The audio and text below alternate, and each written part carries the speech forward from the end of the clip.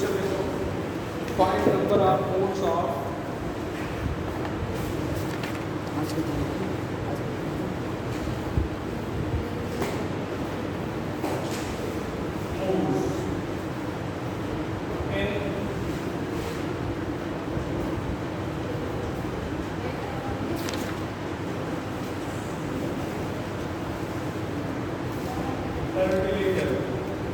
gas at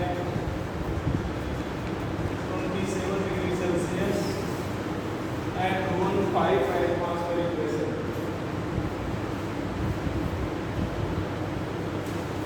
Find number of moles in 30 liter gas at 27 degrees Celsius and 1.5 atmospheric pressure. देखिए बेटा sir लोग यहाँ पर हम लोग फार्मूला क्या पढ़ेंगे पिछले पे P बराबर N बराबर T बराबर प्रेशर कितना है 1.5 बॉटल 30 ये कितना बेटा पता करना है 8.081 लीटर एटमॉस्फेयर टेंपरेचर कितना है 27 केल्विन 37 केल्विन में रखेंगे 3 300 तो ये कितना हो जाएगा 1.5 into 30 इसको मल्टीप्लाई करेंगे तो आपको मिलेगा 4.6 आ जाएगा।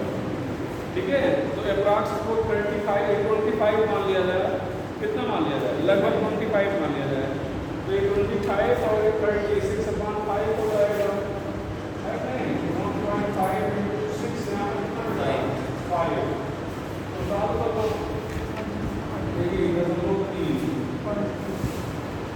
तो ये कितना जाएगा 1.8 कितना जाएगा लगभग 1.8।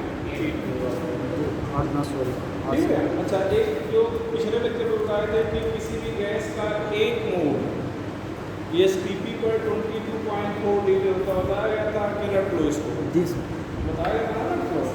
तो ये तो इसी फार्मूले से आ जाएगा, इसी फार्मूले से आएगा, आप कैलकुलेट कर सकते हो।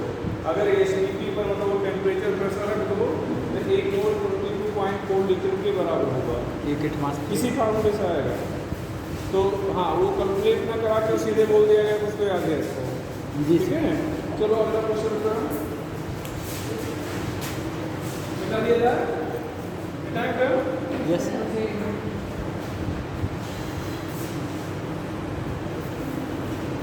चलो तो हम लोग नंबर ऑफ मोल्स फाइंड कर रहे थे और बहुत सारी चीजें पढ़ लिया गया था पिछले बेटा इसको।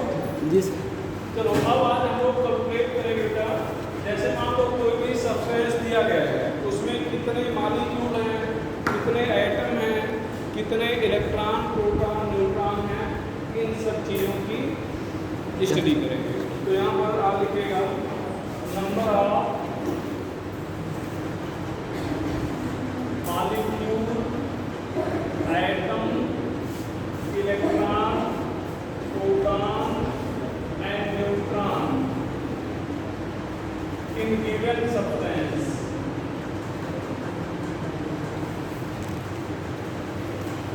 Number of molecule, atom, electron, proton and neutron in given substance. Number of molecule, atom, electron, proton and neutron in given substance. तो दिए गए सब्सटेंस में number of atom sorry molecule, atom, electron, proton और neutron पता करना है। तो देखा जाएगा यहाँ पर ये सब पता करने के लिए सबसे पहले आपको क्या मालूम होना चाहिए, नंबर ऑफ मोल्स। तो यहाँ पर नंबर ऑफ मोल्स 4 फार्मूला कैसे लिखेंगे, W/MW यहाँ पर W/MW नंबर ऑफ मॉलिक्यूल। अब आपको मोल पता चल चुका है क्या, तो ये W/MW ये क्या है, मोल है, और एक मोल में कितने एटम होते हैं, मॉलिक्यूल होते हैं, मॉलिक्यूल। अब थोड़ा सा समझिएगा, ये CO2 क्या है, मॉलिक्यूल है ना, CO2 मॉलिक्यूल है, तो इसमें कितने एटम हैं, एक कार्बन है और 2 ऑक्सीजन, मतलब 3 एटम है। CO2 के एक मॉलिक्यूल में 3 एटम है, 2 मॉलिक्यूल में कितने हो जाएंगे 6, 3 में 9। कैसे आ रहा है answer? Multiply. Number of molecule को मल्टीप्लाई कर रहे हैं 3 से। जैसे 2 मॉलिक्यूल हो गया, 3 से मल्टीप्लाई कर दिए 6 हो गया। 3 क्या है? एटॉमिसिटी। हिंदी में क्या कहेंगे? परमाणुकता। हिंदी में क्या कहेंगे? परमाणुकता। परमाणुकता। परमाणुकता क्या होता है? एक अणु में उपस्थित परमाणुओं की संख्या, number of atom in one molecule. ठीक है? जी तो बस यहाँ पर नंबर ऑफ एटम अगर फाइंड करना है तो यहाँ पर क्या लिखोगे बेटा? Atomicity upon m/w। गुणे यहाँ पर 6.02 into 10⁻23 atomicity into atomicity. Atomicity मतलब परमाणु एटम इन वन मॉलिक्यूल। अब भैया CO2 हो गया। अब यहाँ पर ध्यान रखा, कार्बन में अच्छा यहाँ पर जैसे कहा जा रहा है CO2 के मॉलिक्यूल मतलब CO2 में एटम पता करना है। कितने एटम है? 3। एक CO2 में 3 एटम है। लेकिन अगर एक CO2 में कितने ऑक्सीजन एटम हैं? 2। कितने? तो अगर ये केवल एटम कहा जाए, एटम पता करो तो जितने मॉलिक्यूल होगा उसको 3 से मल्टीप्लाई करेंगे। लेकिन अगर ये कहा जाए कि आप ऑक्सीजन एटम पता करो तो किससे मल्टीप्लाई करेंगे? 2 से। तो इस पर ध्यान रखिएगा कि टोटल एटम पूछ रहा है या किसी विशेष एटम को पूछ रहा है। ठीक है? जी। चलो, कार्बन में कितने इलेक्ट्रॉन होते हैं? 6। एटॉमिक नंबर के बराबर तो 6। ऑक्सीजन में 8। दूसरा ऑक्सीजन है 2। कितना हो गया? 16 से 22 इलेक्ट्रॉन। एक मॉलिक्यूल में 22 इलेक्ट्रॉन। अगर 2 होते तो 22 गुणे 2, 3 होते तो 22 गुणे 3। मतलब जितने मॉलिक्यूल हैं उसको 22 से 2 मल्टीप्लाई कर देंगे। ठीक है? तो यहाँ पर नंबर ऑफ इलेक्ट्रॉन अगर पता करना है, नंबर ऑफ इलेक्ट्रॉन क्या लिखोगे? W/m/2। यहाँ पर कितना? गुणे 6.02 6.022 into 10⁻23 atomic number of electron in one molecule.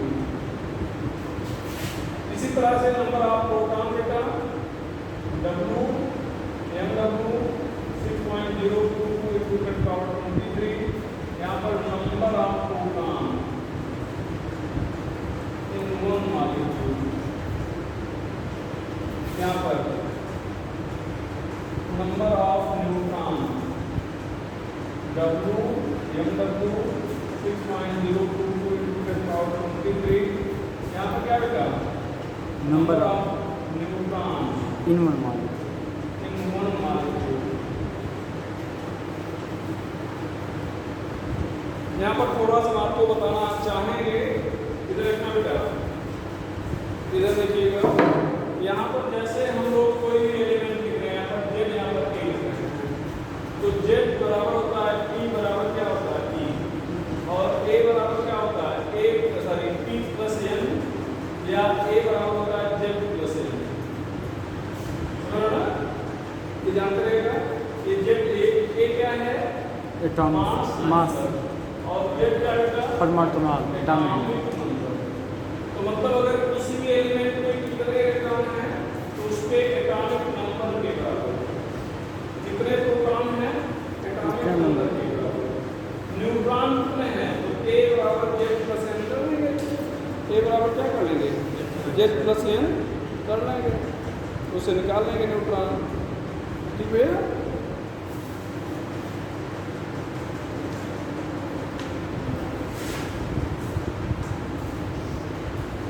अब आप यहाँ पर बताओ, यहाँ पर 9F14 लिखा गया है 19। तो न्यूट्रॉन कितना हो जाएंगे? पहले Z कितना है? P E कितना हो जाएगा? 9। A कितना बेटा? 19। न्यूट्रॉन कितना हो जाएंगे? 10। A बराबर Z plus N। 19 9 plus N तो क्या हो जाएगा? 19 - 9 19 माइनस 9 10। आ जाएगा। सीधे यहाँ से ऊपर से नीचे को घटा दिया, न्यूट्रॉन मिल जाएगा। ऊपर से नीचे को क्या करें? घटा दें, न्यूट्रॉन मिल जाएगा। ठीक है? चलो अब क्वेश्चन लिखो। इसमें क्या है? क्वेश्चन लिखिएगा, find number of molecules, find number of molecules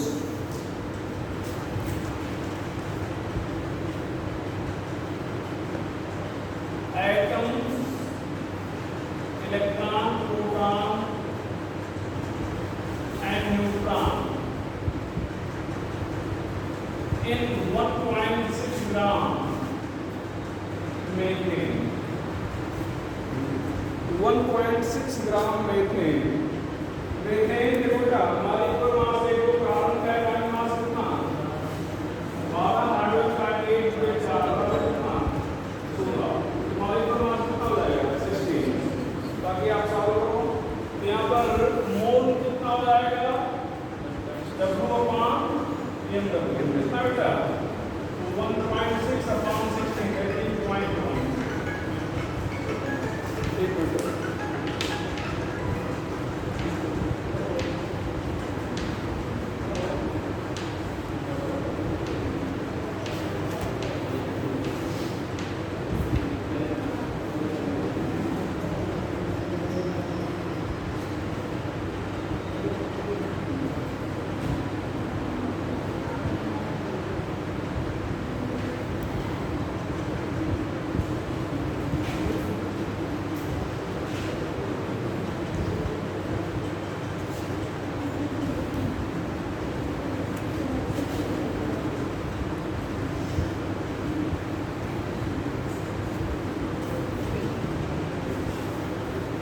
यहाँ पर ध्यान दो नंबर ऑफ मॉलिक्यूल। मॉलिक्यूल में बेटा फार्मूला लेके पहला सीधे वैल्यू रख रहे हैं, ठीक है 16 into कितना यहाँ पर सीधे राउंड अप करके दे रहे हैं ना 10 पावर 20 नीचे 10 आ जाएगा, एक पावर कम हो जाएगा 6 into 10 power 20। Number of item भैया कितना इस फार्मूले पे अप्लाई करो 1.616 यहाँ पर 10 पावर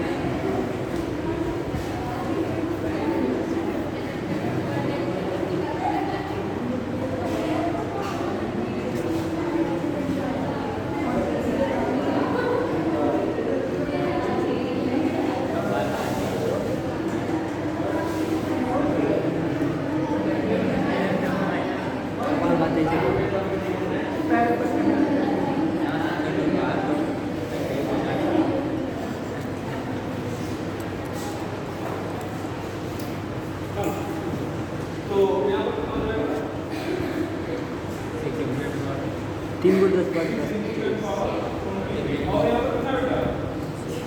5 5 जी सर 3 गुण 10 के पावर 23 3 गुण 10 के पावर 23 3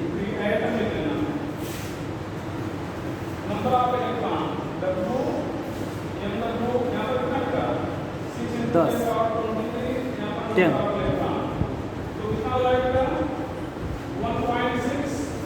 0.1 6 गुण 10 10 10 4 में कितने कम हो गए 6 हाइड्रोजन में कितना होगा? एक एक एक। चार। 6 4 10। 10।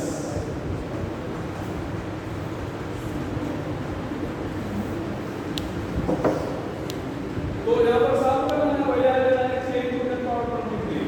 नंबर ऑफ प्रोटॉन कितना बेटा? वो भी 10। अरे अच्छा, अगर चार्ज नहीं है, एक चीज जान लो, चार्ज नहीं है तो इलेक्ट्रॉन और प्रोटॉन बराबर होंगे। जैसे चार्ज नहीं है, इलेक्ट्रॉन और प्रोटॉन क्या होंगे? बराबर है। बराबर होंगे। तो कितना भैया? 6 × 10⁻20 गुणे 6 × 10⁻20 10।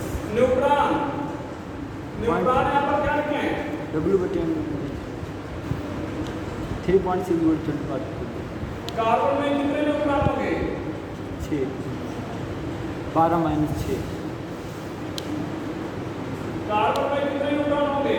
6 और हाइड्रोजन में? 0 हाइड्रोजन में कितने न्यूट्रॉन? 0 इस दो लाइन निकालना है, देखना बेटा। ये देखो ऐसे हाइड्रोजन 1H1 लिखते हैं ना, हाइड्रोजन क्या लिखेंगे? 1H1। तो एक से इलेक्ट्रॉन हाइड्रोजन में इलेक्ट्रॉन कितने लगेगी? 0 न्यूट्रॉन होता है ये।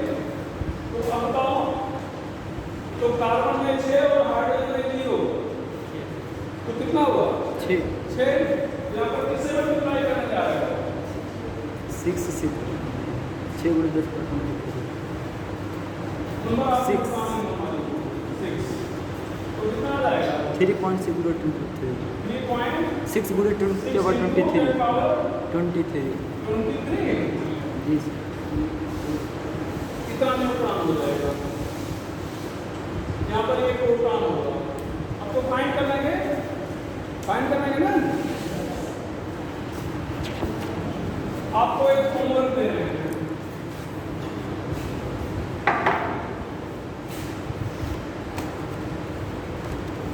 Find number of ions, atoms,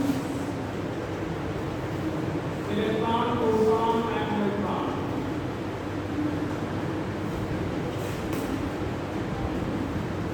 in 30 gram carbonate ion.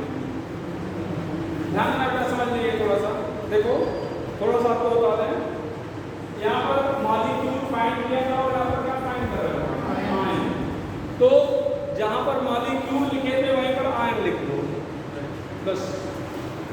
जहाँ पर मॉलिक्यूल लिखे थे वहाँ पर आयन रखो, और कोई चेंज नहीं। हाँ, इलेक्ट्रॉन में चेंज आएगा। एक चीज देखिएगा, इधर एक लड़का आप घर पे कर लीजिएगा, है ना। यहाँ थोड़ा सा आपको बता दें, इलेक्ट्रॉन में चेंज आएगा। जैसे यहाँ पर चार्ज क्या लगा है? माइनस। तो जितना माइनस लगा है उतना इलेक्ट्रॉन जोड़ लेंगे। जैसे बता रहे हैं, कार्बन में इलेक्ट्रॉन कितना होते हैं? 6, ऑक्सीजन में 8 और कितने हैं? 3, 8 × 24 और 6 30। तो माइनस है तो प्लस 2 और माइनस का मतलब इलेक्ट्रॉन आया है।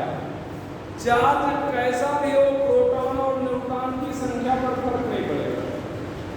चार्ज कैसा भी हो, प्रोटॉन और न्यूट्रॉन की संख्या पर फर्क नहीं पड़ेगा। तो यहाँ पर जैसे 32 हो गया, प्रोटॉन यहाँ पर ये 2 नहीं जुड़ेंगे, 30 रहेगा। न्यूट्रॉन यहाँ पर कितना ही रहेगा? 30 रहेगा। सॉल्व कर लोगे या सॉल्व करें? कर लेंगे, सब लोग कर लोगे ना। तो बाकी कुछ करना नहीं, यहाँ पर क्या करेंगे? अच्छा, मॉलिक्यूलर मास का मतलब यही आयनिक मास हो जाएगा। ध्यान दो, मॉलिक्यूलर मास में जो लिखेंगे अगर CO3 माइनस कार्बन का मास कितना? 6 एटॉमिक मास 12, ऑक्सीजन का 16/3 प्लस तो 12 और 16 किया 48, 12 7। ये जो 2 माइनस है इससे मास पर कोई लेना देना नहीं। तो ये जो जहाँ पर मॉलिक्यूलर मास लिख रहे थे उसे क्या कर देंगे? आयनिक मास कर देंगे। तो बस एक जगह पे फर्क कहाँ पर पड़ेगा? इलेक्ट्रॉन पे। अगर माइनस चार्ज है तो उसको जोड़ लेंगे, प्लस है तो घटा देंगे। तो हम फटाफट लिख दे रहे हैं इसको, है ना। अगला क्वेश्चन कर देते हैं, लेकिन फार्मूला नहीं लिख रहे, बस केवल वैसे लिख रहे हैं, ठीक है। तो यहाँ पर मोल कितना हो जाएगा? W/IW। तो कितना? 30 था, कितना ये? 30/60।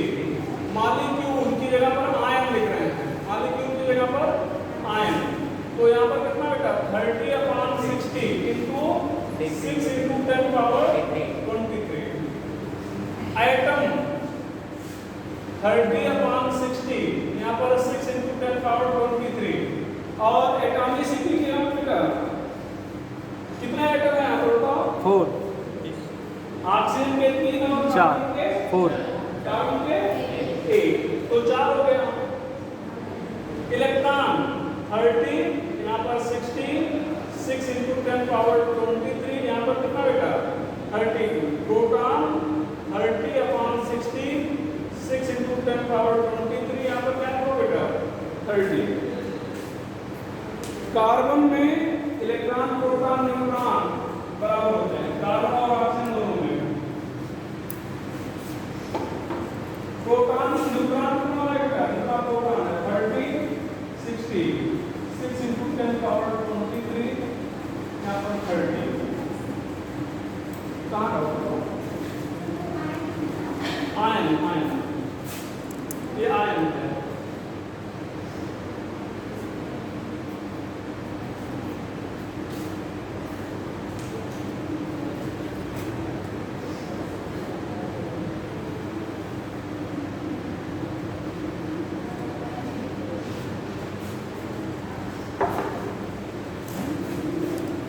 ये होमवर्क है find number of ions molecules by atoms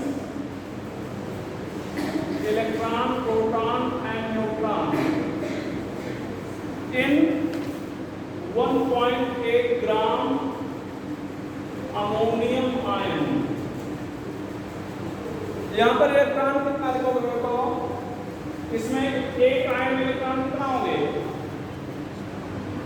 nitrogen का एटॉमिक नंबर 7 हाइड्रोजन का 1 कितने हाइड्रोजन 4 प्लस के लिए क्या करें -1 कितना हो जाएगा 10 प्रोटॉन और न्यूट्रॉन के लिए जो एक घटा दिया गया है वो घटाएंगे नहीं प्रोटॉन और न्यूट्रॉन के लिए जो चार्ज होगा वो घटेगा नहीं ठीक है उनका कभी नहीं ठीक है बेटा मैं इसको एक क्वेश्चन एक बार नीट में आ चुका है उसको देखो find number of valence electron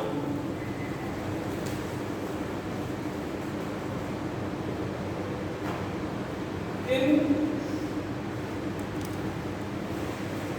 4.2 gram n triple minus ion n triple minus ion तो क्या हो जाएगा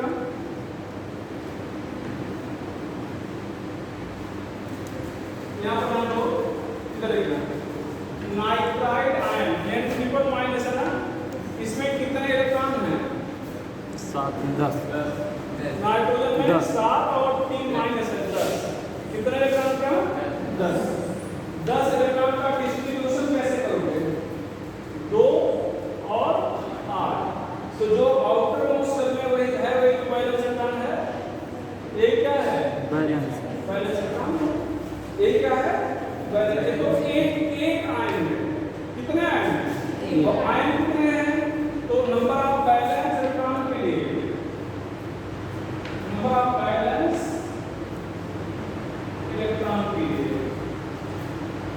यहाँ पर क्या करोगे मास आयनिक मास into 6 into 10 power 23 number of valence electrons in one ion तो यहाँ पर क्या लिखें W कितना होगा 4.14 यहाँ पर 14 यहाँ पर इसको ध्यान दो इसको n a लिख दे रहे हैं क्या लिख रहे हैं n a और यहाँ पर नंबर ऑफ इलेक्ट्रॉन कितना हो जाएगा 8 अब इसको सॉल्व करोगे तो उत्तर कितना आएगा 0.3 into n a into a अब 1 से इसको मल्टीप्लाई करोगे 2.4 n है n a क्यों कर दिया ऑप्शन में n a था ऑप्शन में क्या था n a मतलब जो लोग 6 into 10 power 23 लिख रहे हैं तो वहाँ पे नहीं लिखा गया था वहाँ पर n a लिखा गया था तो जैसा लिखा गया था वैसा लिखेंगे ठीक है।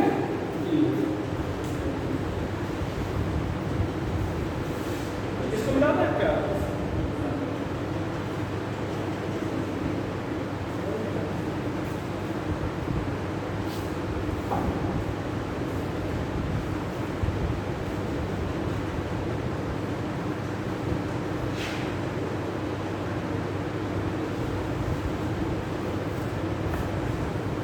अच्छा, अगर यही मास में है, वॉल्यूम में होता, ठीक है, यहां पर ध्यान दो, find number of atom in 5.6 litre NH3 gas at STP।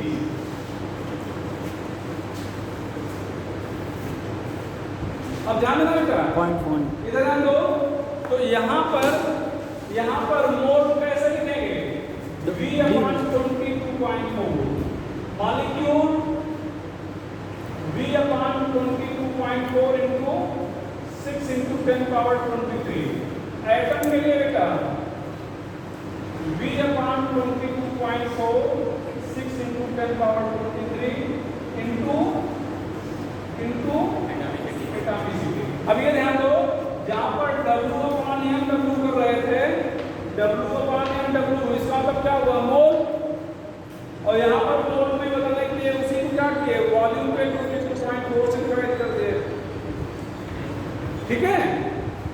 इसी तरह से इलेक्ट्रॉन अगर निकालना है तो V/22.4, यहाँ पर 6 इंटू 10⁻23, यहाँ पर नंबर ऑफ इलेक्ट्रॉन, यहाँ पर प्रोटॉन में भी V/22.4 6 इंटू 10⁻23, यहाँ पर नंबर ऑफ प्रोटॉन, यहाँ पर neutron V/22.4 6 into 10⁻23, number of neutrons in one molecule.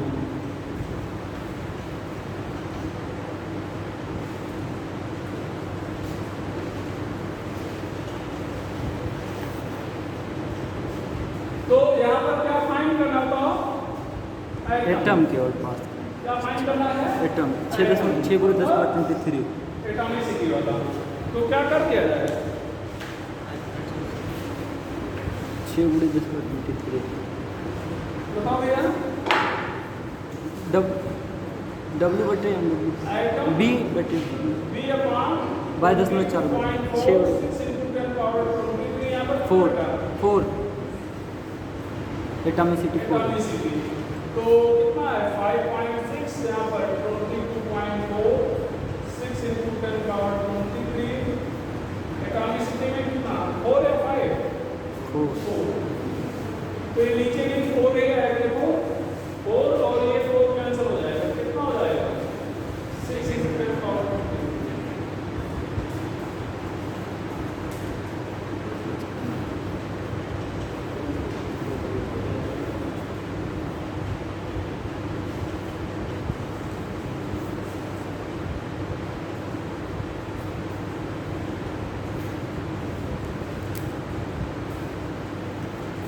इसको क्या है?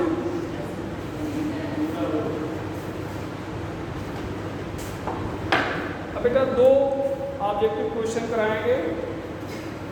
मतलब इसका ये हुआ कि आप इस तरह से भी क्वेश्चंस पूछे जाते हैं, आपके ध्यान में रखें।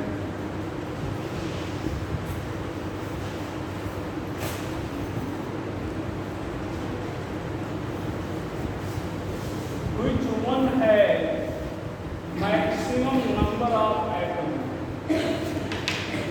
Which one has maximum number of atoms?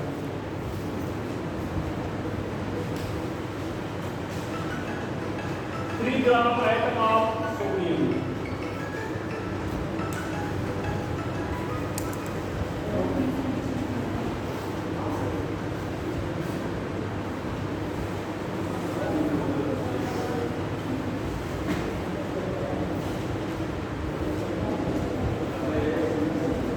Sodium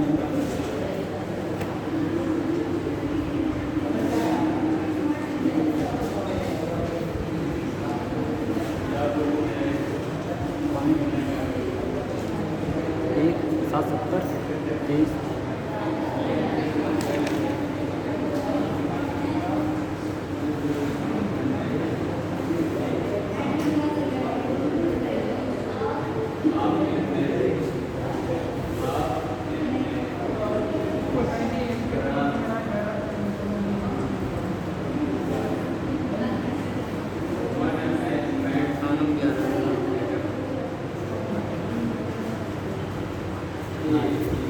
हाँ तो यहाँ पर हो गया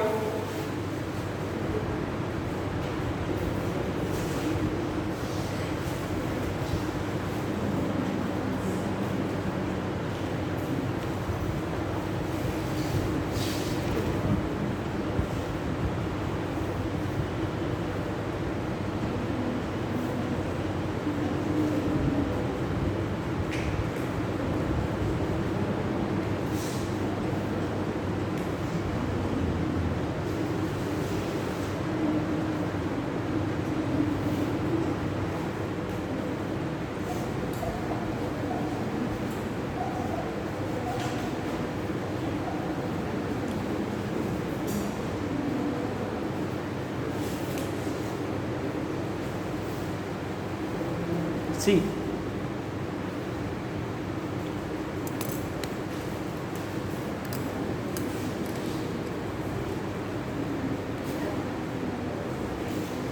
क्या आंसर हो बच्चा? अब ध्यान दो, इधर ध्यान दो, आपको ग्राम एटम इक्वल टू मोल पढ़ाया है, ग्राम मॉलिक्यूल इक्वल टू मोल पढ़ाए थे, ग्राम आयन इक्वल टू क्या पढ़ाए थे? मोल पढ़ाया गया था। यहाँ पर देखो ग्राम एटम है या नहीं है? मोल है। तो कितने ग्राम एटम है? 3। तो इसका मतलब 3 मोल हो गया। तो 3 मोल और एटम कितने होते हैं? 6 × 10⁻23। यहाँ पर 2 मोल हो गया। कितना हो गया? 2। और ये मॉलिक्यूल है, तो यहाँ पर मॉलिक्यूल कितने हो जाएंगे? 6 × 10⁻23। ये तो मॉलिक्यूल हो गया। और एक मॉलिक्यूल में कितने एटम हैं? 2 और 1 3। यहाँ पर × 3। यहाँ पर भैया ये मास दिया गया है, तो W/m × 6 × 10⁻23 और यहाँ पर इनटू एटॉमिसिटी। तो अब बताओ बी 32 और मीथेन का मॉलिक्यूलर मास 16, तो 2 आ गया 6 × 10⁻23 और यहाँ पर कितना बचा? 5। और यहाँ पर ध्यान दो, मोल कैसे निकालोगे? वॉल्यूम 22.4 6 × 10⁻23। यहाँ पर एटॉमिसिटी तो 11.2 22.4 6 × 10⁻23। एटॉमिसिटी कितना है? 3। अब बताओ कौन ज्यादा है? कौन ज्यादा? अभी नहीं मालूम हो रहा है। सी। यहाँ पर कितना आ जाएगा? 18। यहाँ पर कितना आएगा? 12। यहाँ पर एक कैंसिल करोगे 2 12 60 हो जाएगा। यहाँ पर नीचे आएगा 2, तो इसको कैसे करेंगे? 3 3 9, तो 9। यहाँ पर 60, यहाँ पर 12, यहाँ पर कितना? 18। कौन जा रहा है? तीसरा वाला निकाल देंगे ना। तो इस तरह से पूछा जाता है।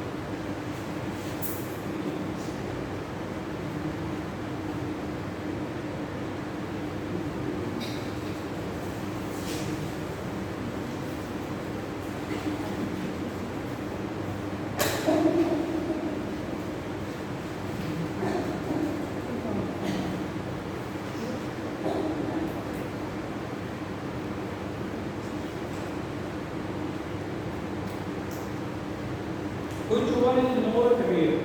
कौन ज़्यादा भारी होगा? सी। कौन ज़्यादा भारी होगा? ESTP जो है सी। भैया ये देखो, पहला 2 ग्राम आइटम है, इसका मतलब 2 मोल है। क्या है? मोल। और मोल का मतलब मास अपॉन ये एटम है ना, तो मास अपॉन क्या हो जाएगा? Molecular atomic mass. तो 2 यहाँ पर मास नहीं मालूम, और मैग्नीशियम का एटॉमिक मास कितना? 24। तो W इक्वल टू कितना आ जाएगा? 2 × 24 48 ग्राम। कितना आ गया? 48 ग्राम। दूसरा देखो, 2 ग्राम, बोलो भैया, मॉलिक्यूल। 2 मोल मास हो गया, मतलब 2 मोल। तो मोल का मतलब मास अपॉन मॉलिक्यूल। ये मॉलिक्यूल है, तो मॉलिक्यूलर मास हो जाएगा। यहाँ पर 2, यहाँ पर W, और ये मॉलिक्यूलर मास किसका? CH4 का 16। तो कितना हो जाएगा? 16। तो W इक्वल टू कितना आ जाएगा? 2 × 16 बराबर कितना? 32 ग्राम। यहाँ पर 22.4 लीटर, यहाँ पर है ना C, तो ये इक्वल टू कितना? 2 दिया V ये अपॉन 22.4। यहाँ पर N की वैल्यू कितना आ जाएगा? 1 N 22.4/22 और इसके बाद n equal to W upon MW, तो ये एक आ गया, W नहीं मालूम। ये SO2 का molecular mass 64, W equal to 1 × 64, लेकिन कितना आएगा? 64 ग्राम। कितना आ गया? 64। यहाँ पर इतना मॉलिक्यूल है, इसको मोल में बदलो पहले। N से तो भाग। यहाँ पर D वाला, तो n इक्वल टू कितना? X upon NA। तो X क्या है? दिए गए मॉलिक्यूल की संख्या है। तो कितना दिया गया बेटा? 6.022 × 10⁻23। और n A कितना होता है? 1 मोल। तो कितना हो गया बेटा? 1। अब n equal to W upon MW, 1 यहाँ पर W, और ऑक्सीजन का मॉलिक्यूलर मास 32, तो W इक्वल टू 32 ग्राम। कौन ज़्यादा भारी है? सी 64। अब ये ध्यान दीजिएगा, पहले समझ लो। जब ऐसे पूछा जाएगा कि which one is more heavy, कौन ज़्यादा भारी है, तो पहले सबको मोल में निकाल लीजिएगा। क्या बदल लीजिएगा? मोल में। ये जैसे देखो, यहाँ पर मोल, ये तो मोल दिया ही गया था, ये मोल दिया ही गया था, इसको मोल में बदला गया। देखो, मोल में बदला गया, नहीं बदला गया? इसको भी मोल में बदला गया पहले, ये मोल में। और मोल में बदलने के बाद मास अपॉन मॉलिक्यूलर मास या मास अपॉन एटॉमिक मास जिस रूप में होगा करके आप मास निकाल सकते जी। बन जाएगा ना? कोई डाउट? इस तरह के क्वेश्चन पूछे जाते हैं कि इसमें ज़्यादा आइटम है या कौन ज़्यादा हैवी है। ये क्वेश्चन इस मोल कॉन्सेप्ट पे ज़्यादा पूछता है। इस पर क्लियर रहेगा। आगे बढ़ा जाए? जी। चलो, अब हम लोग आज पढ़ेंगे एम्पिरिकल एंड मॉलिक्यूलर फार्मूला। मिटा देना इसको। इस टाइप में material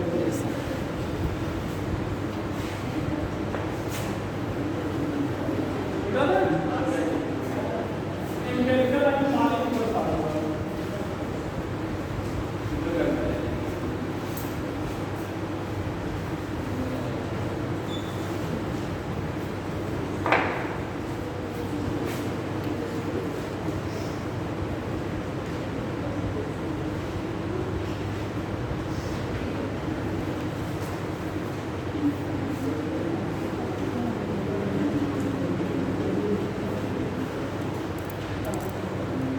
empirical and molecular formula. ये एम्पिरिकल फार्मूला जो है रिप्रेजेंट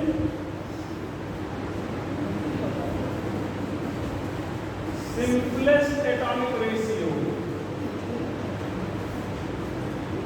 ऑफ मॉलिक्यूल। यहाँ पर टोटल एटॉमिक रेशियो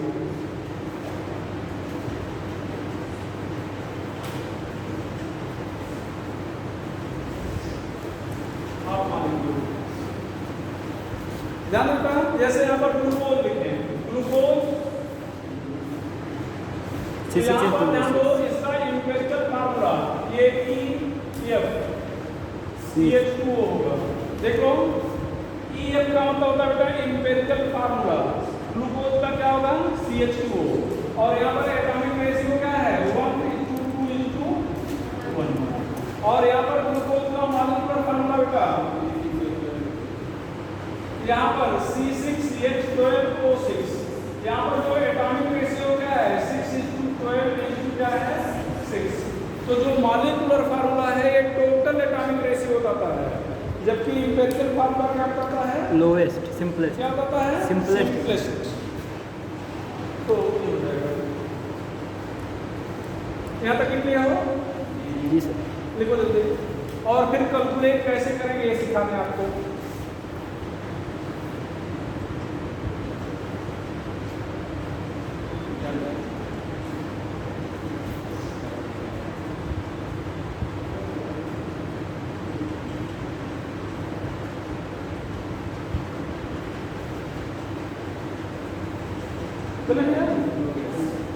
देखो बेटा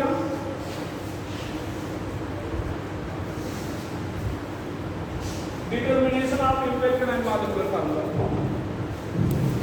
यहाँ पर कैसे डिटरमाइन करेंगे डिटर्मिनेशन। यहाँ पर ध्यान रखना, यहाँ पर एलिमेंट, यहाँ पर मास, यहाँ पर मास या परसेंटेज R परसेंटेज, यहाँ पर मोल, मोल in whole ratio,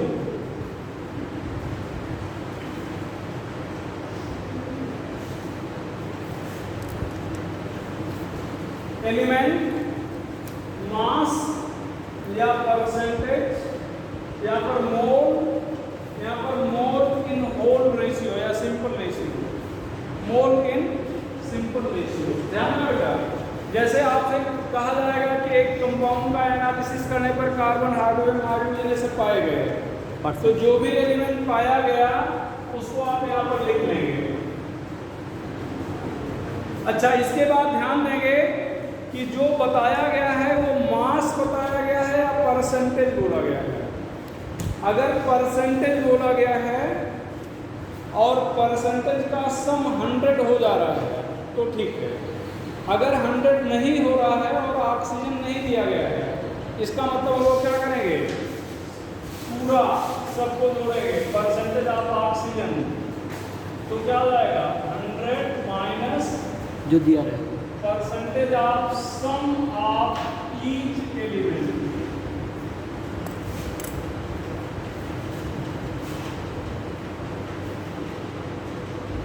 percentage of sum of each element. जैसे मान लो कहा जाए कि कार्बन 60% है और हाइड्रोजन 10% है।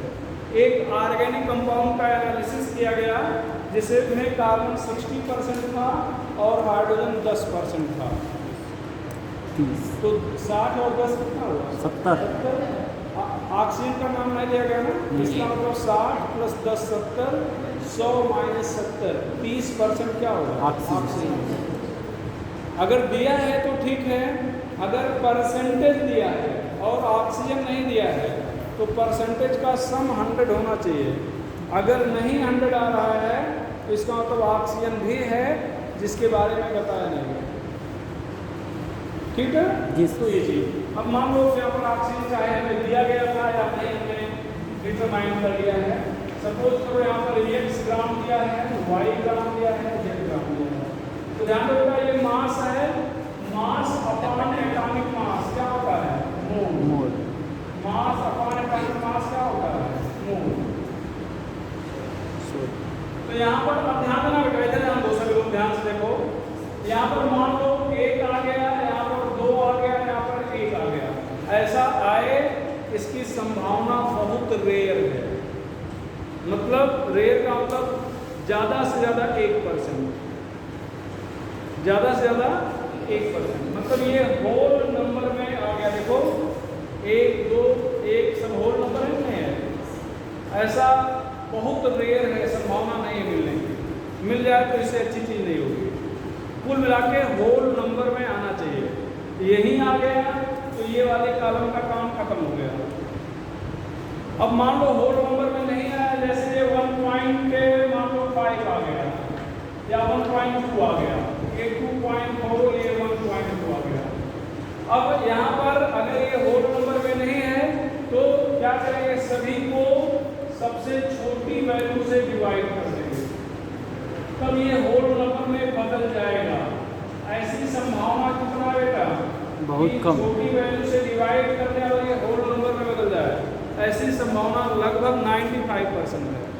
मतलब इसको डिवाइड करने पर, छोटी वैल्यू से डिवाइड करने पर ये होल नंबर में बदल ही जाएगा। लेकिन इन केस नहीं बदला, मान लो आपने डिवाइड किया और नहीं बदला, सपोज करो यहाँ पर ऐसा डाटा मिला होगा 1.8 मिला होगा, तो आपने सभी को छोटी वैल्यू से डिवाइड किया। अब यहाँ पर क्या आ गया, 1.8 को जब आप डिवाइड करोगे कितना मिल जाएगा, 1.5। कुछ केस में ऐसी संभावना मिल सकती है कि मतलब सबसे छोटी वैल्यू से डिवाइड किया गया फिर भी ये होल नंबर नहीं मिला। तो अगर सबसे छोटी वैल्यू से डिवाइड करने पर भी ये होल नंबर नहीं मिला तो हम फिर अपने मन से किसी सुटेबल वैल्यू से सभी को मल्टीप्लाई करें।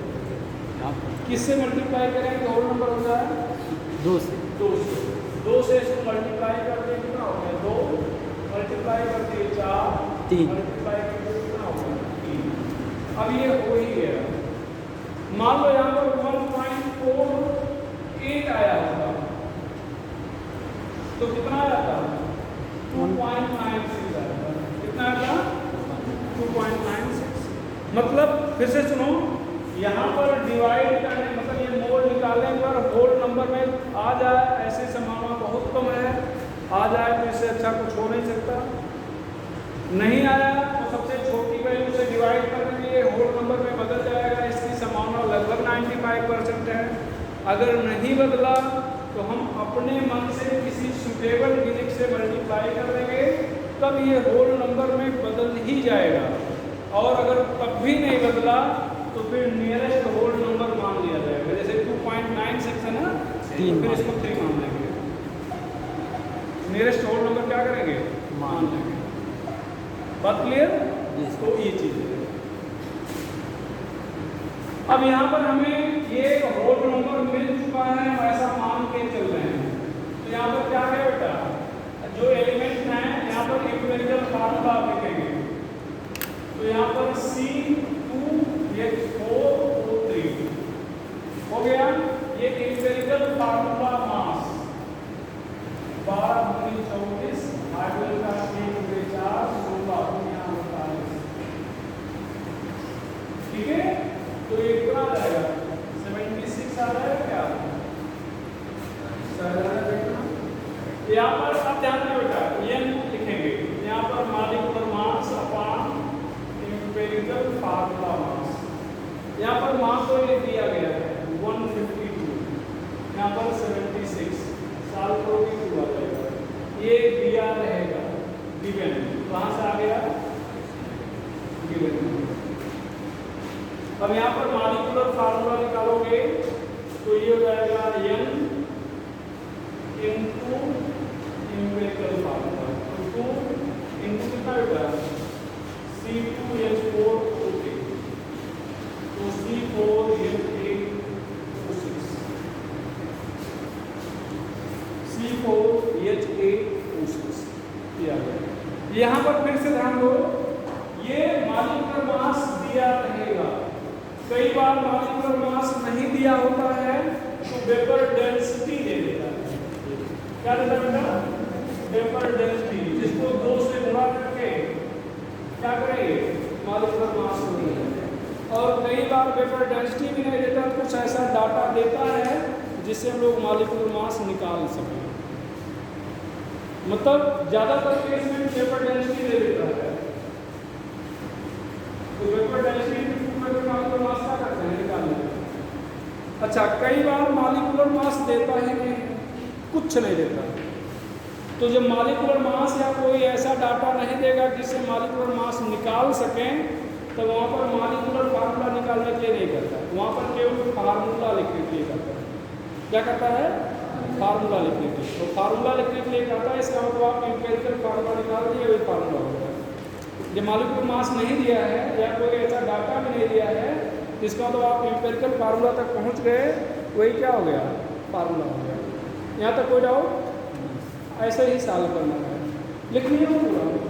चलो प्रैक्टिस करें, लिख लो पहले इसको, फट से लिखो बेटा।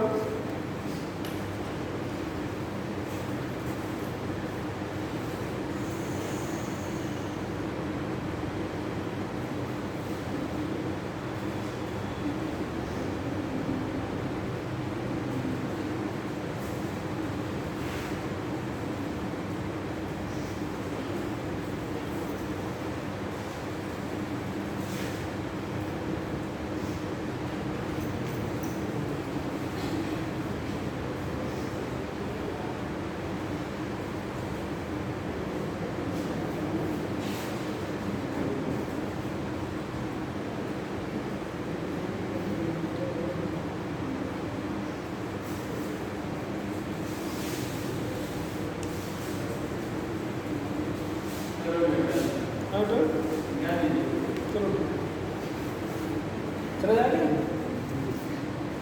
इसको। चलो अब क्वेश्चन लिखो, on analysis of an organic compound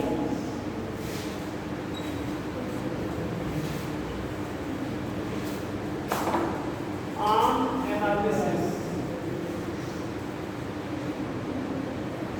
of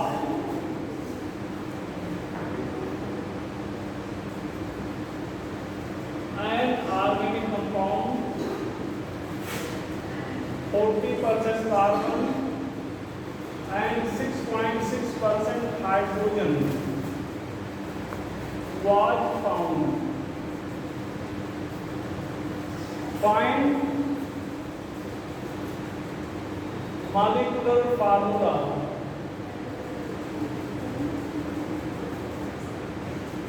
of compound. If its vapor density is 90,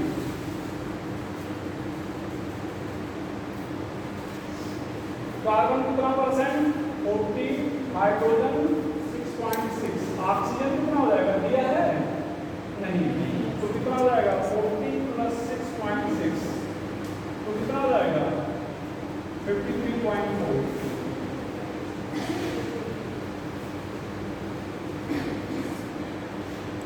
यहाँ पर एलिमेंट मास मोल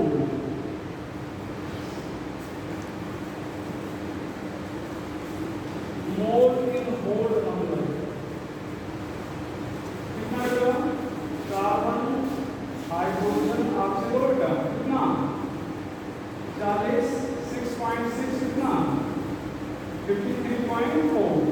यहाँ पर 40 को आप किससे डिवाइड करते जा रहे हो? 12 से 6.6 को 1 से 53.44 16 से।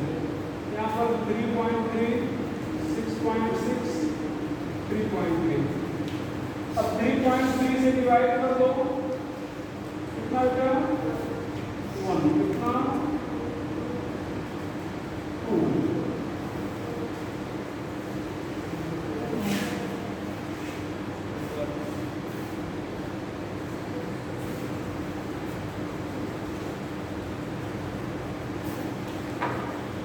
2। यहाँ पर एम्पिरिकल फार्मूला क्या हो गया? CH2O। एम्पिरिकल फार्मूला मास 12 + 1 × 2 + 16 कितना बेटा? 30। मॉलिक्यूलर मास कितना हो जाएगा? 2 × वेपर डेंसिटी 2 × 90 दैट इज 180। आगे बढ़ा बेटा, N molecular mass upon empirical formula mass 180 upon 30 that is 6, that is 6. यहाँ पर कितना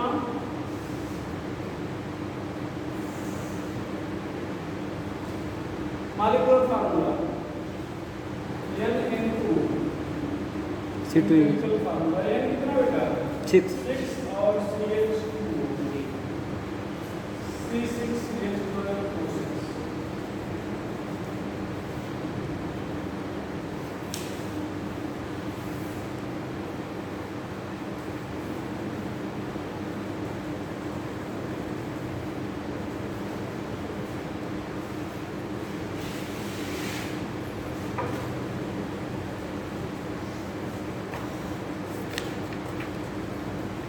कितना बेटा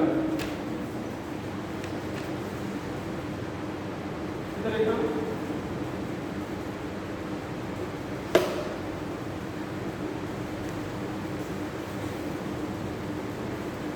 ये क्वेश्चन नीट और AI ट्रिपल ई पहले हुआ करता था, दोनों में पूछा जा चुका है।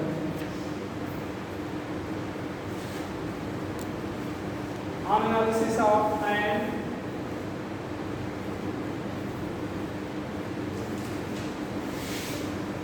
organic compound, carbon, hydrogen and nitrogen are found in mass ratio of 9:1:3.5 if its vapor density is 54. Find molecular formula of compound. ध्यान रखना, on analysis of an organic compound, carbon, hydrogen and nitrogen are found in mass ratio of 9:1:3.5 if its vapor density is 54. Find molecular formula of compound. इसको क्या करें? बहुत आसान सा question है।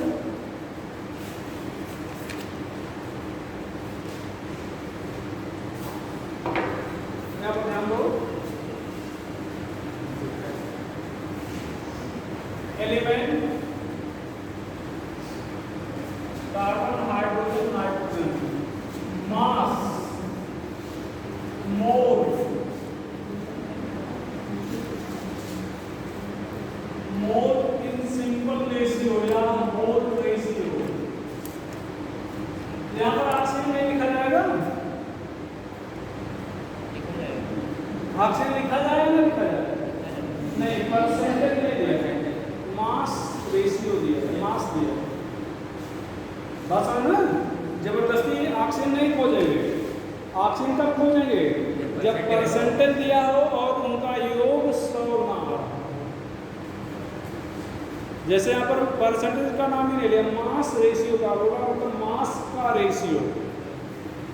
मतलब अगर कार्बन 9 ग्राम है तो हाइड्रोजन 1 ग्राम है और नाइट्रोजन 3.5 ग्राम है। तो यहाँ कहाँ परसेंटेज दिया है? ठीक है, तो यहाँ पर जबरदस्ती नहीं किया जाएगा। अब ये 9 यहाँ पर कितना बेटा?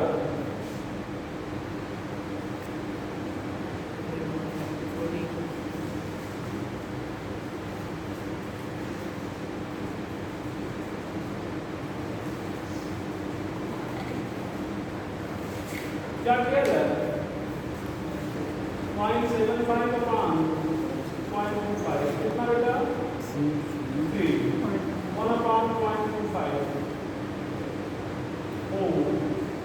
0.25 अपॉन 0.25 कितना? 1। तो यहाँ पर न्यूमेरिकल फार्मूला क्या आ रहा है? Numerical formula C3H4n। Numerical formula mass होगा 36 54 कितना आ गया? 54 मॉलिक्यूलर मास कितना बेटा? 2 गुणे पेपर डेंसिटी।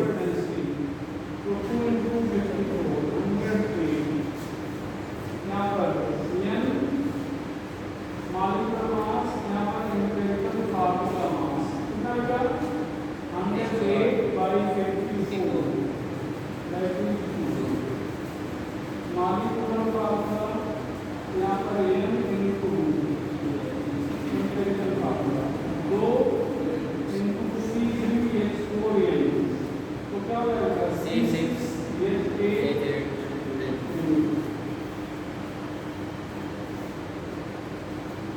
आपको 2 होमवर्क दे रहे हैं।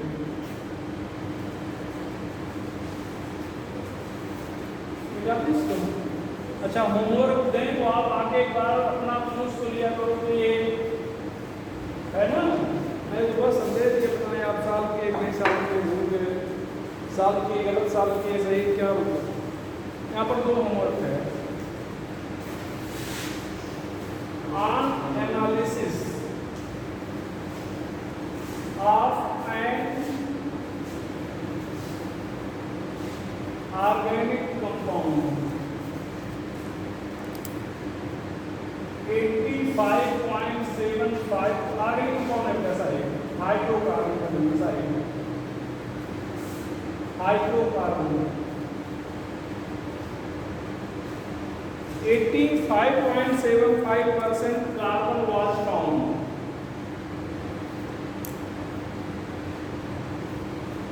If vapor density of compound is 14, find its molecular formula.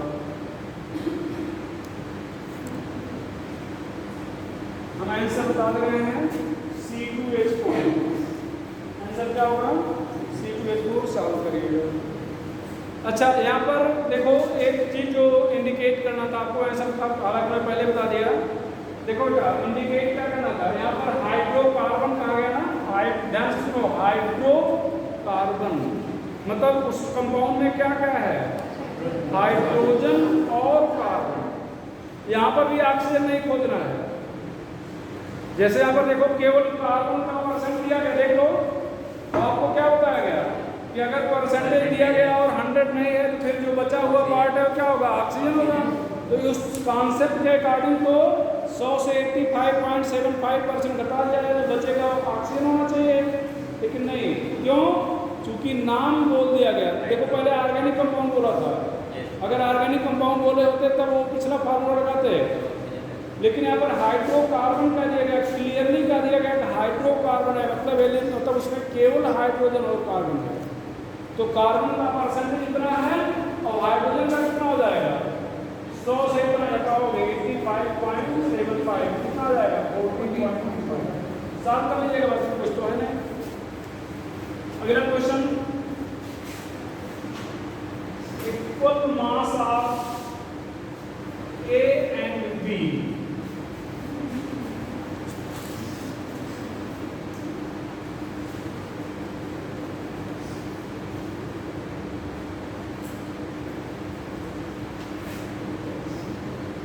present in a compound.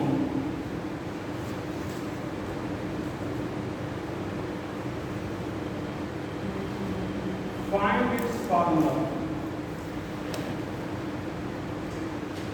देखो यहाँ पर फार्मूला बोला गया ना, क्या बोला गया, फार्मूला। यहाँ पर क्यों फार्मूला बोला गया, क्योंकि मॉलिक्यूलर मास नहीं दिया गया। निकाल लेंगे ना, इसको कहते हैं। तो इन दोनों को लगा लीजिएगा। अभी हमें 3 क्वेश्चन कम से कम और कराने हैं।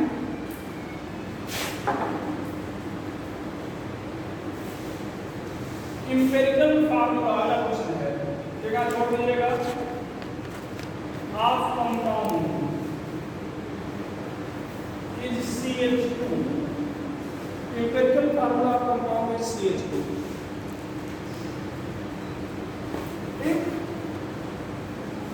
It's 0.112 liter, weight 0.39 gram at STP. Find its molecular formula. ध्यान दो ना, ध्यान से पहले लिख लो, तब आगे हम आपसे बात करें। पहले आप लिख लें तब आपसे बात की जाए। यहाँ पर ध्यान देना, empirical formula of compound is CH2. If it's 0.112 liter weight, WEIGH, ठीक है, 0.39 ग्राम यहाँ पर ठीक है, वेट 0.39 ग्राम।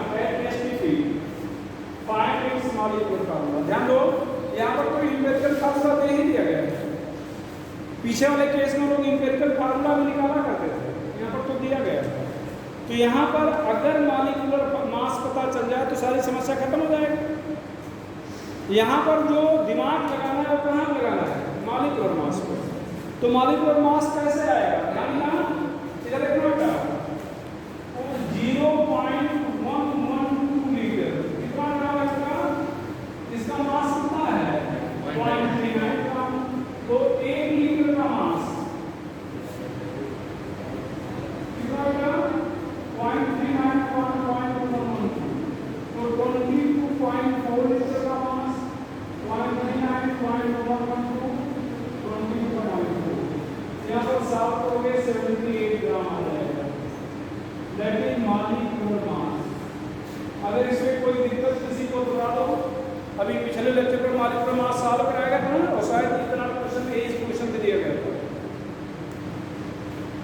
कि किसी भी पदार्थ का या किसी भी सब्सटेंस का 22.4 लीटर एसटीपी पर उसके मॉलिक्यूलर मास के बराबर होता है।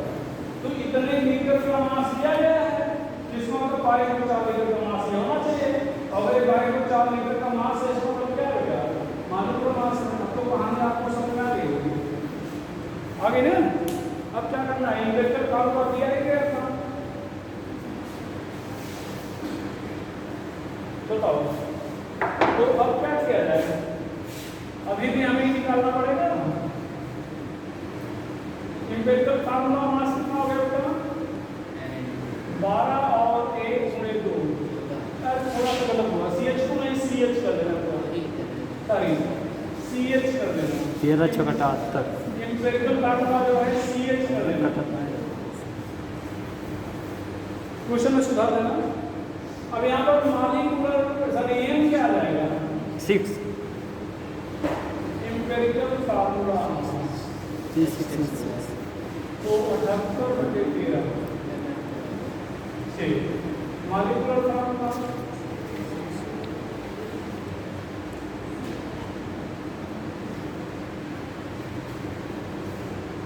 कितना मेरा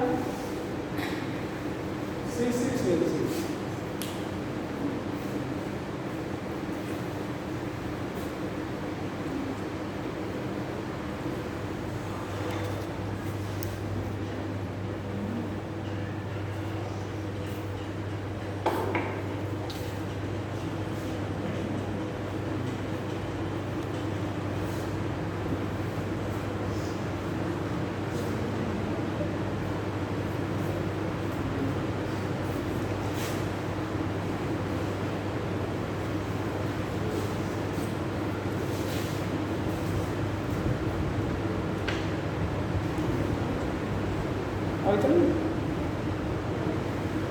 अगला question,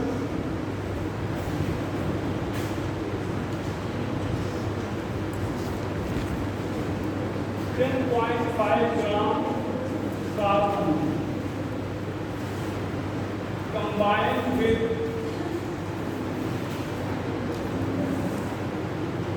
10 gram hydrogen to form a compound. If its 1 liter weight 2.8 gram at 127 degrees Celsius and 1 atmosphere pressure, find its molecular formula. Find its molecular formula. भैया पहले तो मॉलिक्यूलर मास यहाँ पर भी निकाला जाए। क्या क्या दिया गया देखो, प्रेशर कितना 1 एटमॉस्फेयर, वॉल्यूम 1 लीटर, W कितना 2.8 ग्राम और temperature 127 degree Celsius plus 273 400 kelvin. यहाँ पर प्रेशर वॉल्यूम W/m, पिछले लेक्चर पे फार्मूला बताया था ना, RT देखो तो प्रेशर कितना होगा एक वॉल्यूम में W 2.8 मॉलिक्यूलर मास कितना पता करना है R कितना होगा 0.081 टेम्परेचर 4 सेकेंड तो यहाँ पर MW 2.8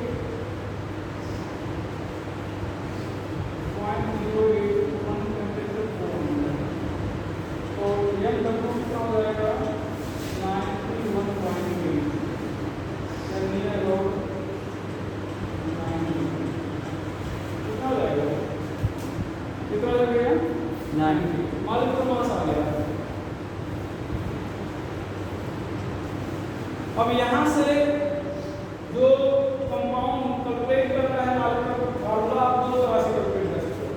क्या कह रहा है देखो 10.5 ग्राम कार्बन कंबाइंड विद पर ग्राम हाइड्रोजन मतलब 1 ग्राम हाइड्रोजन से मिलता है।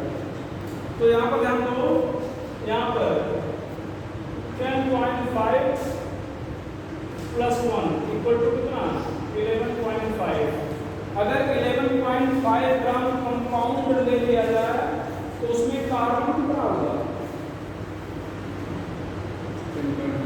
10.5 mass of carbon plus hydrogen 11.5 gram compound है कितना बेटा 10.5 ग्राम कार्बन तो 1 ग्राम में कितना होगा 10.5 ग्राम 11.5 तो 92 ग्राम में कितना होगा कितना बेटा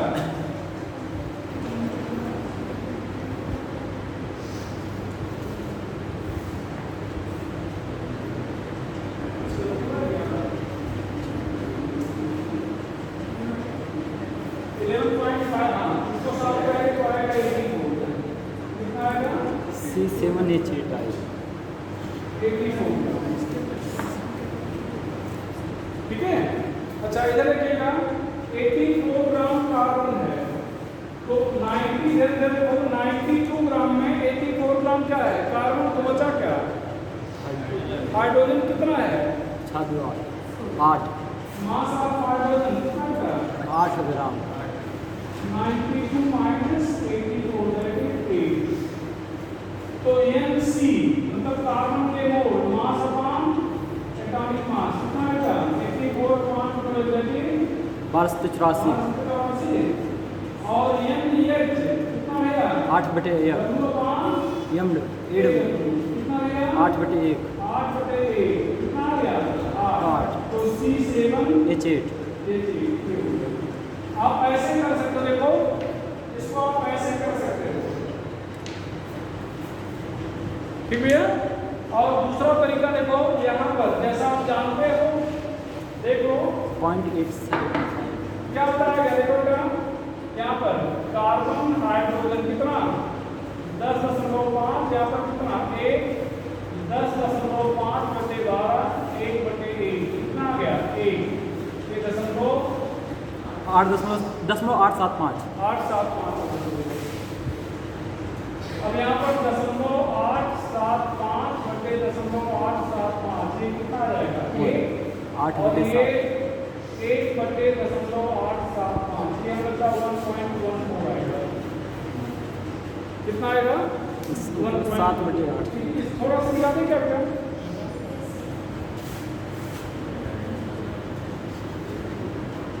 अब बताओ यहाँ पर होल नंबर तो नहीं आया सबसे छोटी वैल्यू से डिवाइड करने पर होल नंबर नहीं आया अब सुटेबल डिजिट से मल्टीप्लाई करना है तो 7 से गुणा कर दिया जाएगा तो यहाँ पर कितना आ जाएगा 7 यहाँ पर 14 सतह 98 तो ये 7.98 तो जैसा कहा गया था अगर इतना करने पर भी नहीं आया तो नियरेस्ट होल नंबर मान लिया जाएगा कितना 8 और एक कितना आ गया 7 C7H8 तो हम लोग ऐसा सॉल्व करते हैं चाहे ऐसे सॉल्व करो और चाहे ऐसे सॉल्व करो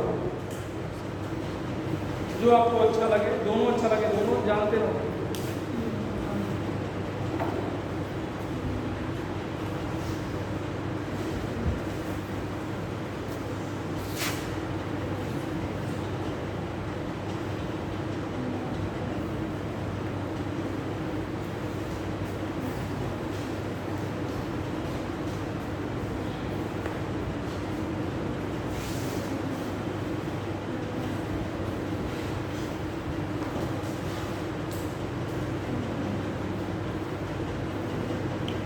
अभी भी हमारे दिमाग में 2 क्वेश्चन चल रहे हैं।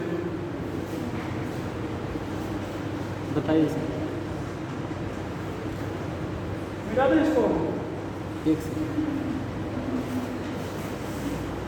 उधर ना रुक जाइए। इसको बाद में लेते हैं, इसको पहले हाँ? इधर वाले रेंज कर दें, मिटा दीजिए सर। आधे लोग उसको मना कर दो, आधे इससे मना कर दो, बाकी तुम बैठे आराम से।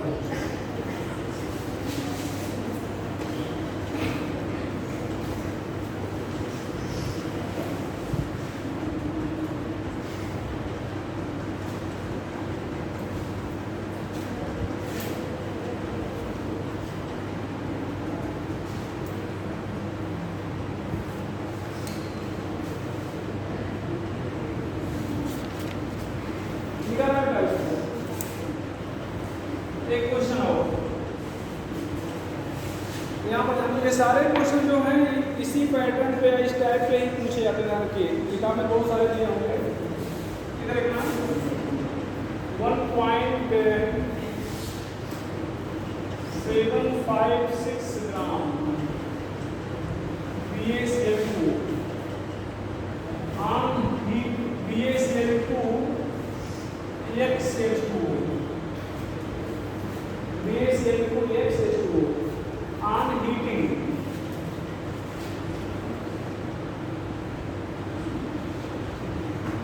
gives 1.505 gram BaCl2. Find value of X. फिर से सुनो, 1.756 ग्राम BaCl2 XH2 on heating gives 1.505 gram BaCl2. Find value of X. इसको भी आप इन्हीं 2 तरीकों से सॉल्व कर सकते हो। तरीका नंबर 1, तरीका नंबर 2। जो इजी लगा वो बताओ। इधर आओ, जबकि मुझे इजी लगा हाँ दोनों बता देते हैं, पैसा बता इसको। BA का सर जी 137। यहाँ पर रहना इधर क्या कर रहा है, मास ऑफ BaCl2 XH2 कितना का 1.756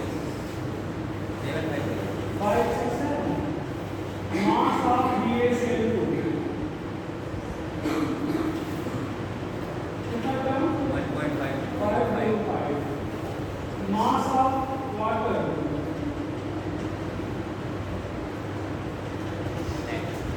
कितना, दोनों का डिफरेंस करो 1.756 1.505 6 से 5 गया 1, 5 से 0 गया 5, 7 से 5 गया कितना 1.51 1 2.25 कौन आएगा ग्राम। ध्यान देना बेटा, अब इतना ग्राम वाटर है XH2,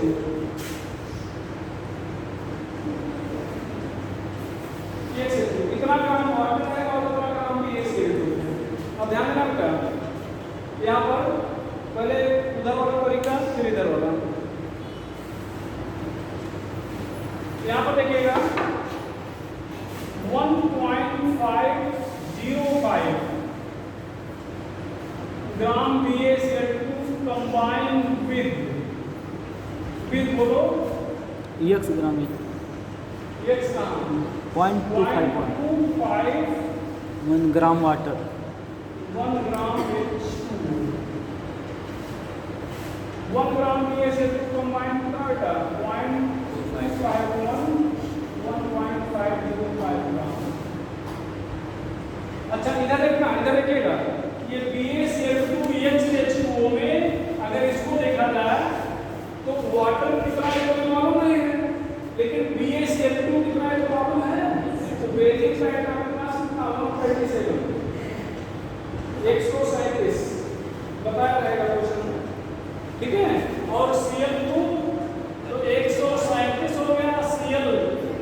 208 कितना हो गया 208। मतलब इस कंपाउंड को अगर देखा जाए तो BaCl2 कितना है 208 ग्राम। तो अगर 1 ग्राम BaCl2 से कितना वाटर जुड़ रहा है तो 208 ग्राम से कितना जुड़ना चाहिए। तो 208 ग्राम BaCl2 कंबाइंड फिर 0.251 यहाँ पर 1.505 into 200। अब इसको सॉल्व कर लिया जाए, देखो कितना आएगा। इसको सॉल्व कर लिया जाए तो सॉल्व करने पर कितना आएगा 0.251 अपॉन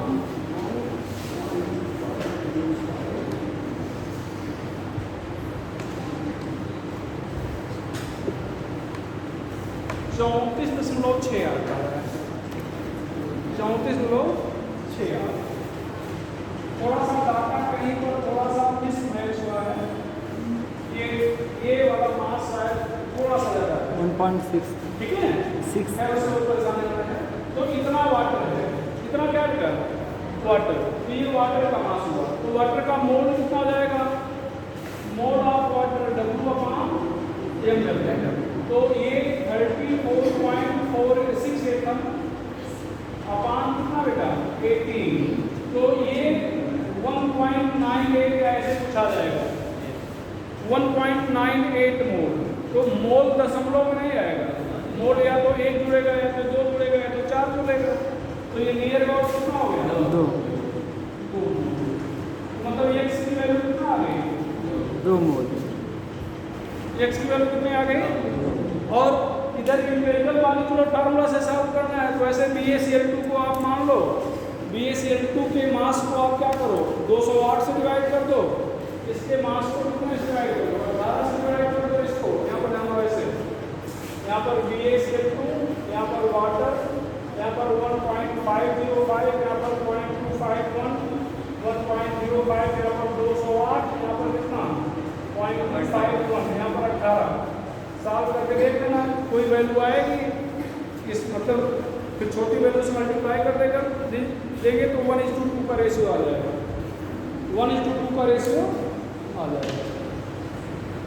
ठीक है ना। तो डाउट तो आज हम लोगों ने इंपेरिकल फार्मूला मॉलिक्यूलर फार्मूला पढ़ लिया।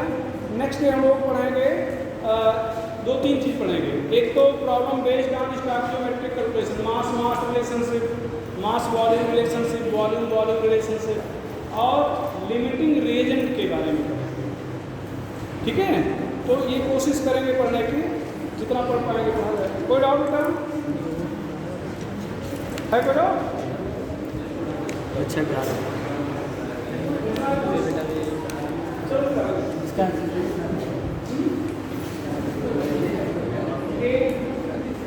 दूसरे वाले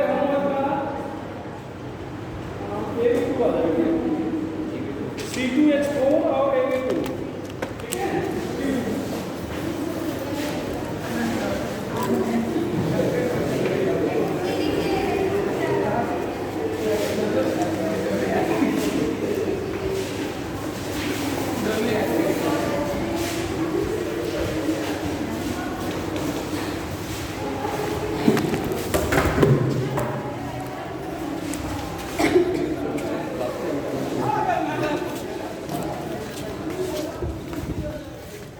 सर जी ये